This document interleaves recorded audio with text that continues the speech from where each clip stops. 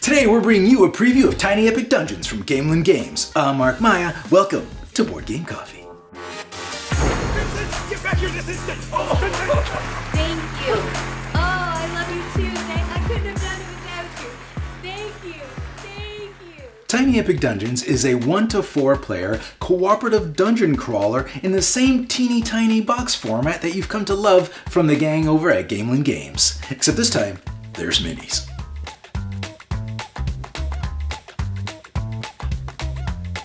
That's right, ladies, gentlemen, and my non-binary friends, the miniatures are in the house. Well, not this house per se. All we got were these wooden prototype meeples. So, you know, I'll admit that's it's a little disappointing, but I'm sure these will be just fine.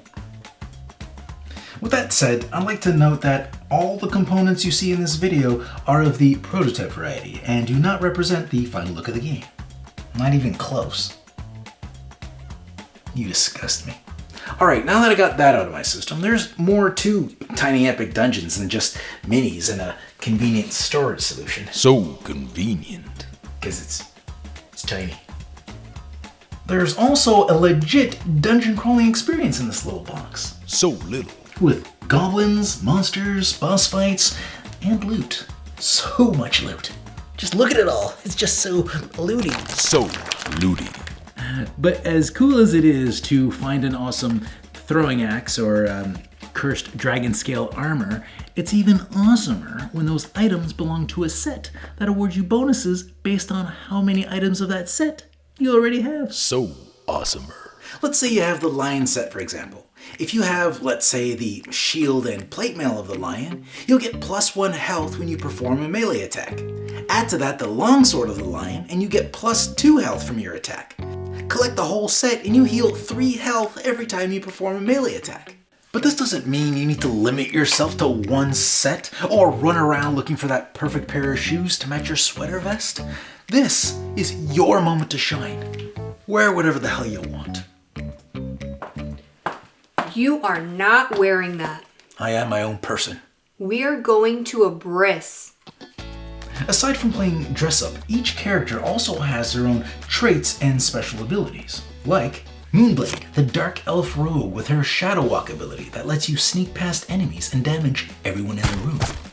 Or Atherna, the elf sorceress with her seeking bolts that can take out an enemy from halfway across the map.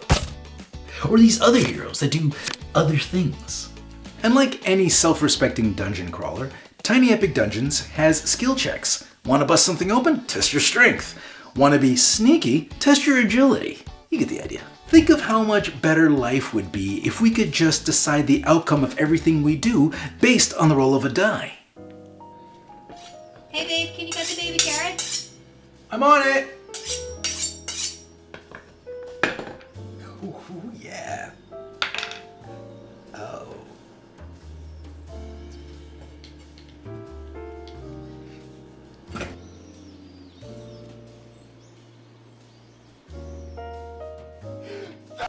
I didn't really think that through.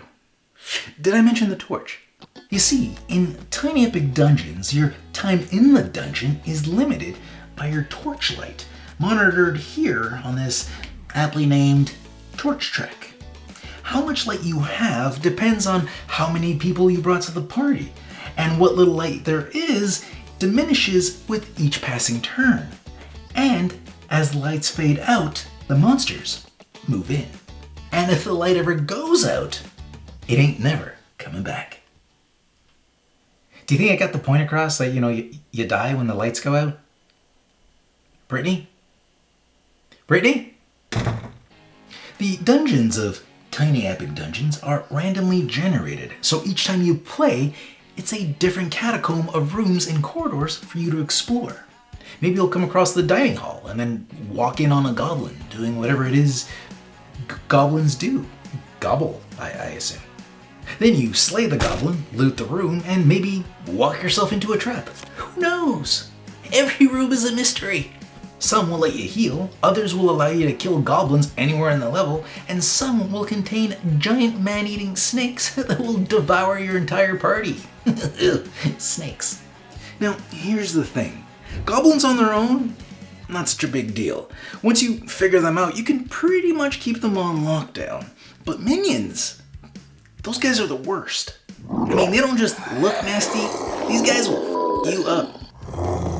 And it's not like you can just run away, because if you want to get to the boss, the whole reason you're down here in the first place, you're gonna have to go through the minions to get to the big bad in charge. And I guarantee you, that will not be easy. So make sure you're geared up before you take on the likes of this thing. Now, once you defeat the minions of the dungeon... You mean once I defeat them? It's a co-op game. We both played our part. Yeah, and your part is holding my purse. Anyways, once you and your party work as a team to defeat the minions, it's time to take on the big bad. It's time to enter the boss's lair. Maya, what are those acquisition forms I asked for? I told you I wanted to see them on my desk first thing in the morning. You know what I found on my desk when I got in this morning, Maya? Nothing. Nothing, Maya. I found nothing. Wrong boss lair. You see, the hacking and slashing that you've been doing up until now has led up to this moment, the final showdown between you and this guy, or her, or this thing, or any of these terrifying monstrosities. But regardless of who it is, they're probably gonna kill you. Now, up until this final battle, it's all about laying on the hurt until the baddies drop dead. But when it comes to the boss, there's only so much hurt you can lay before you have to lure them out of their lair and into these ritual totems. Then, once that's done, you're free to unleash your fury. And then they'll kill you. Or the torch will run out and then you die. Tiny Epic Dungeons is hard, like really hard. So if you're the kind of person that likes punishment, or more accurately, likes the joys of overcoming that punishment, then this might be the Tiny Epic pain box you're looking for. So, check out Tiny Epic Dungeons on Kickstarter.